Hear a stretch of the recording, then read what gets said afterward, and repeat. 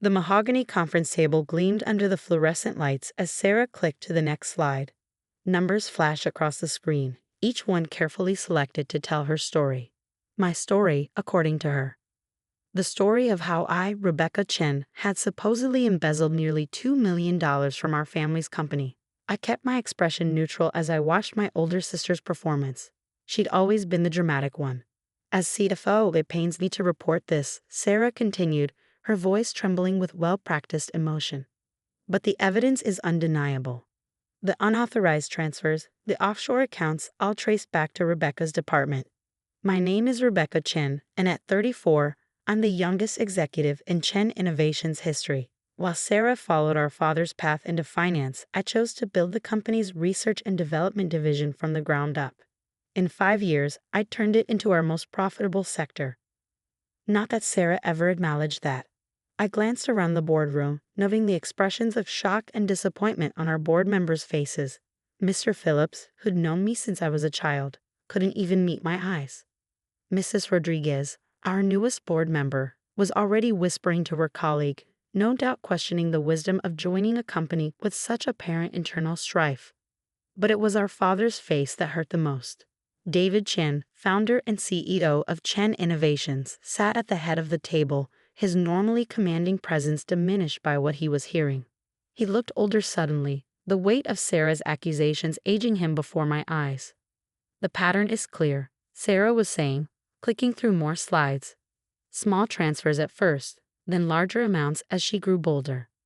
All carefully hidden in R&D's operational costs. I continued taking notes, my pen moving steadily across the paper. What Sarah didn't know, what none of them knew, was that I'd been expecting this moment for nearly a year. It had started with small inconsistencies in our financial reports. Nothing obvious at first, just numbers that didn't quite add up. Being head of R&D didn't make me a financial expert, but I'd learned enough from our father to spot when something wasn't right. The first real red flag came during last year's audit. I'd noticed discrepancies between our department's submitted budgets and the final numbers in the corporate reports. When I tried to access the original files, I discovered my credentials had been revoked. It's a system upgrade, Sarah had explained smoothly when I asked about it. It is restructuring all the access protocols, should be fixed in a few days. But it wasn't fixed. Instead, more of my access was quietly restricted, always with a plausible explanation. Always temporary, always going to be resolved soon. That's when I called Marcus Wong, my best friend since college and now one of the top forensic accountants in the country. Something's wrong, I told him over coffee one Saturday morning, sliding a USB drive across the table. I need you to look at these numbers. Unofficially, Marcus spent 2 weeks analyzing the data I'd managed to gather. His conclusion was chilling. Someone was systematically manipulating our financial records, creating a paper trail that would eventually lead to me. This is sophisticated, he said, showing me the patterns he'd uncovered. Whoever's doing this has intimate knowledge of your company's financial systems. They're not just moving money, they're rewriting history. I knew immediately who was behind it. Sarah had always resented my success in the company, my close relationship with our father, the way employees respected me for my innovations rather than my family name. But knowing it and proving it were two different things. That's when I started my own investigation. I hired a private security firm, installed monitoring software on my work devices, and began documenting everything. Every email, every meeting, every phone call. I even wore a recording device during important conversations. Most crucially, I set up my own shadow accounting system, tracking every dollar that moved through my department. When transactions were altered in the official records, I had proof of the original numbers. For months, I watched as Sarah's scheme unfolded. She was patient, methodical, building her case piece by piece. She probably thought I was oblivious, too focused on my research projects to notice what was happening in the financial realm. Now, sitting in this boardroom, watching her presentation reach its climax, I felt an almost surreal sense of calm. The past year of anxiety, sleepless nights, and careful preparation had led to this moment.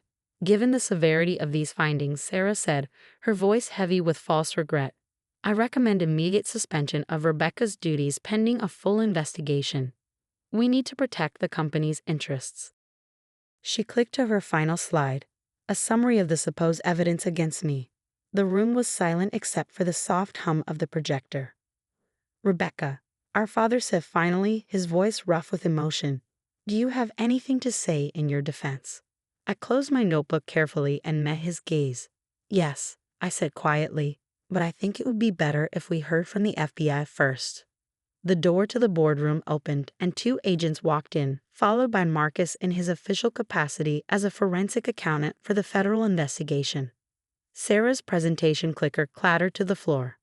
"What is this?" she demanded, her composed facade cracking slightly. "This," I said, standing up, "is what happens when you spend a year framing your sister for embezzlement, not realizing she's been working with federal authorities to uncover your own financial crimes." The room erupted in chaos as I pulled out a thick binder of documents, a year's worth of evidence meticulously collected and verified. Sarah's face had gone pale, her hands gripping the podium so tightly her knuckles were white. But this was just the beginning. There was so much more to come.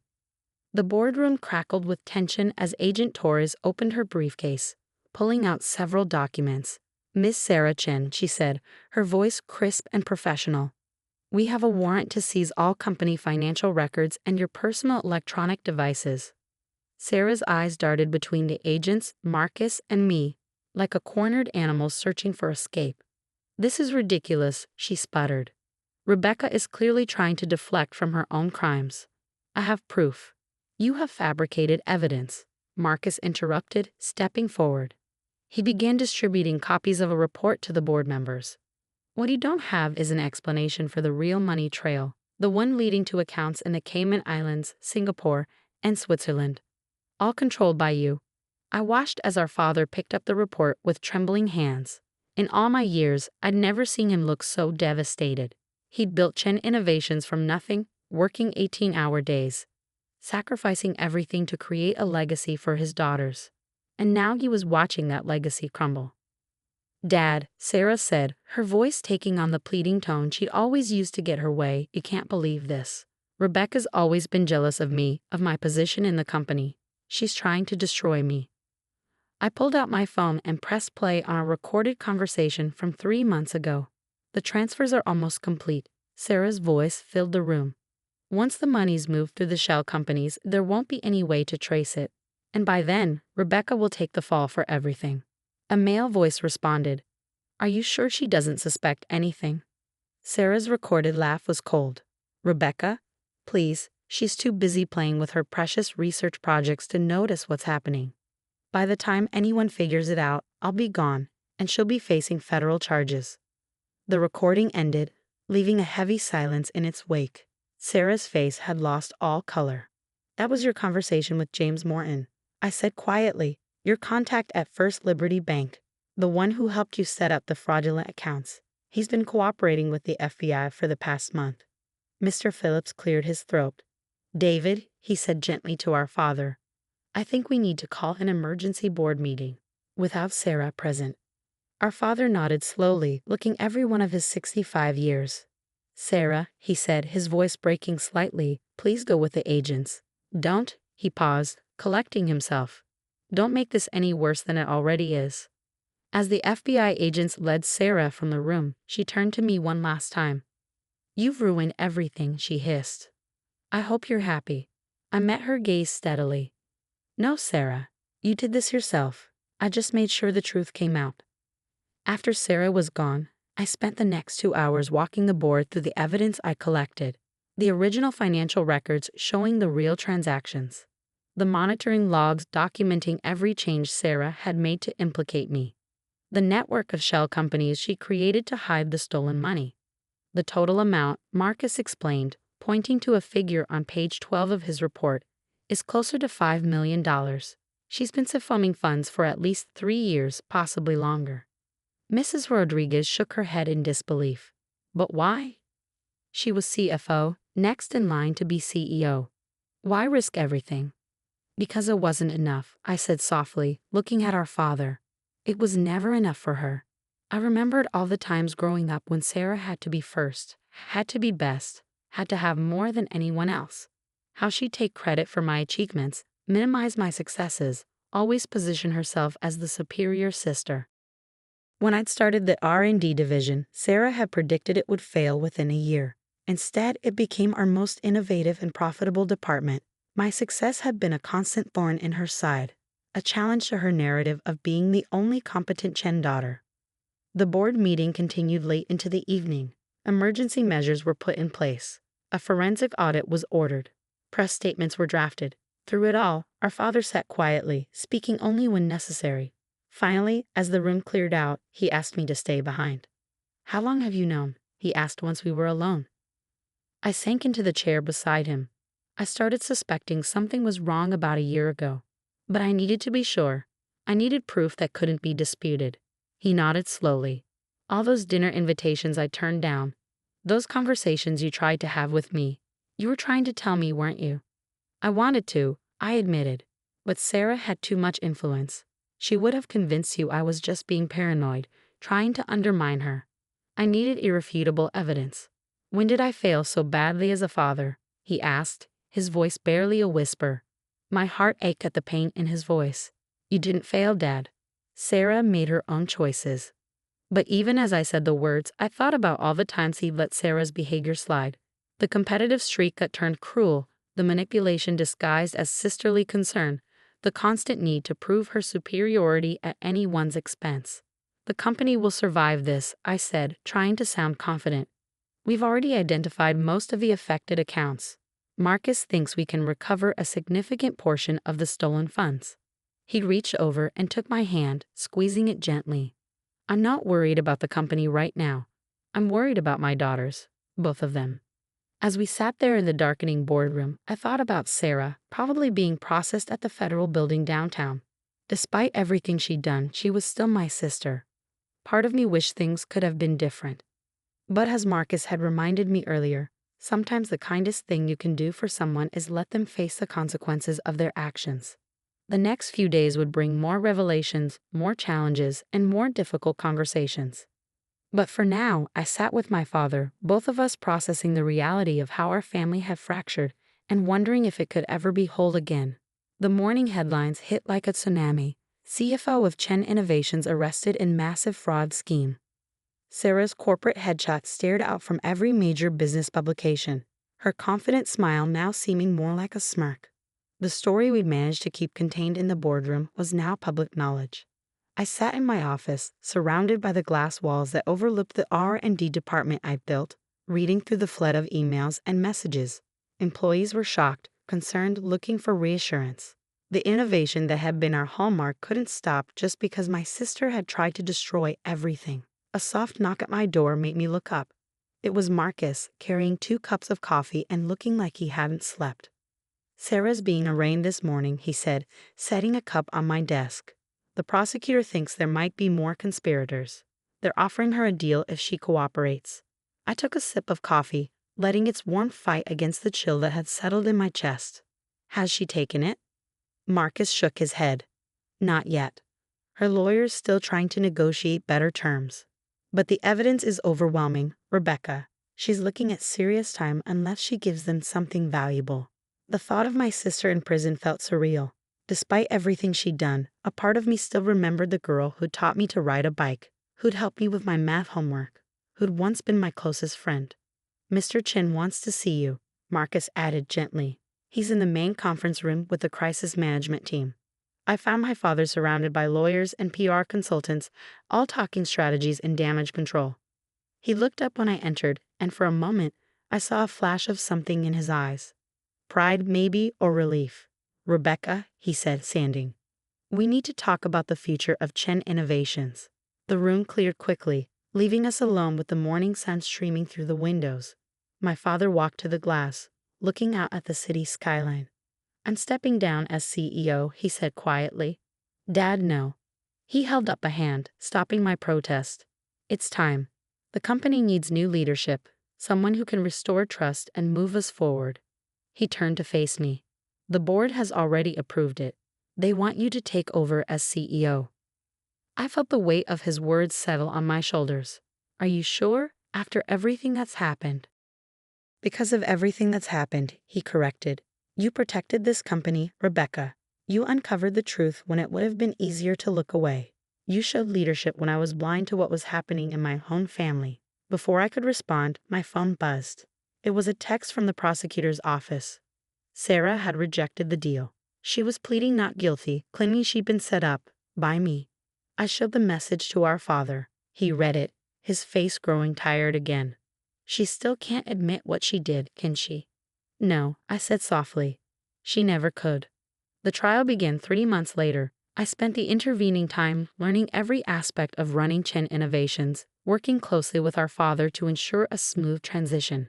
The company's stock had taken a hit when the scandal broke, but our transparency about the situation and our clear plan for moving forward had helped stabilize things. Sarah's trial was brutal. She maintained her innocence, claiming I had orchestrated everything to take control of the company, but the evidence was insurmountable. The recorded conversations, the paper trail, the testimonies from her co-conspirators who had taken deals. On the day the verdict was read, I sat in a courtroom, watching my sister's facade finally crumble as the judge sentenced her to 12 years in federal prison. Does the defendant have anything to say before sentencing is finalized? The judge asked. Sarah stood slowly, her designer suit replaced by simple business attire. For the first time, she looked directly at me. "I'm sorry," she said, her voice barely audible. "Not for what I did. I still believe I deserve more than this company gave me. I'm sorry I failed. Sorry I got caught. Sorry I wasn't smart enough to see that my perfect little sister had outplayed me." It wasn't the apology our father hoped for, but it was probably the most honest thing Sarah had said in years. 1 year later, I stood at the podium during Chen Innovations' annual shareholders meeting. The company had not just survived the scandal. We were thriving. Our R&D division had launched 3 groundbreaking products, our stock price had reached new highs, and we'd been named one of the most innovative companies in the country. Success isn't about being better than someone else, I told the assembled crowd. It's about being better than you were yesterday, about building something that matters. I caught our father's eye in the audience. He smiled, and I saw in that smile all the pride, love, and regret that had shaped our family's story. After the meeting, I visited Sarah for the first time since her sentencing. The prison visiting room was stark, a far cry from the luxurious offices she'd once commanded. "Congratulations," she said as she sat down. "I heard about the company's success. You finally got everything you wanted." I studied her face, noting the changes a year in prison had wrought. "That's where you're wrong, Sarah. I never wanted this. I wanted a sister who could celebrate my successes instead of trying to destroy them. I wanted a family that wasn't built on competition and resentment." She was quiet for a moment. "Do you ever wonder what would have happened if you just confronted me when you first suspected something was wrong?" "You would have denied it," I said simply. "You would have turned it around on me, like you always did. Sometimes the only way to deal with manipulation is to let it play out while building your defense." "And now," she asked, "what happens now?" I stood up, ready to leave. "Now you have 12 years to think about who you want to be when you get out. The company will still be there, our family will still be there, but things will never be the same." As I walked out of the prison, I thought about the lesson I learned through all of this. Sometimes the greatest victory isn't in winning the battle, but in staying true to yourself while fighting it. Chen Innovations continued to grow and evolve. Our father found peace in retirement, mentoring young entrepreneurs and spending time with his grandchildren, my twins, born 2 years after Sarah's conviction. He never visited Sarah in prison, but he sent her letters every month, trying to rebuild some kind of relationship with his eldest daughter. As for me, I learned that leadership isn't about being the best or having the most power. It's about creating something meaningful, protecting what matters, and knowing when to stand firm in the face of betrayal. Sarah's portrait no longer hangs in our company's lobby alongside other executives, but I keep a family photo in my office, one from before everything fell apart. Not to remind me of what we lost, but to remember that sometimes the hardest battles we fight are with the people we love most.